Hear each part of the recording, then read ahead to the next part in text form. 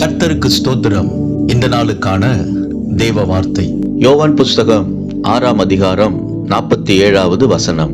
என்னிடத்தில் விசுவாசமாய் இருக்கிறவனுக்கு நித்திய ஜீவன் உண்டு என்று மெய்யாகவே உங்களுக்கு சொல்லுகிறேன். இந்த நாளின் தேவ வார்த்தையின்படி ஆண்டவராகிய இயேசு உங்களை ஆசீர்வதிப்பார்.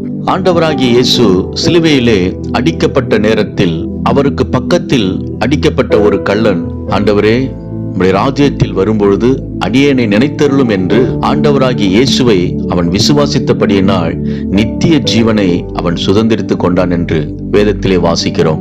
அன்பானவர்களே, இந்த உலகத்தில் தேவைக்காக இயேசுவை தேடாமல் நித்திய ஜீவனை சுதந்திரிக்கும்படி ஆண்டவராகிய இயேசுவை தேடுங்கள், அவரை பற்றி கொள்ளுங்கள்.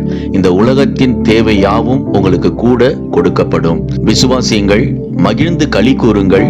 இயேசு உங்களை ஆசீர்வதிக்கிறார். ஆமென்.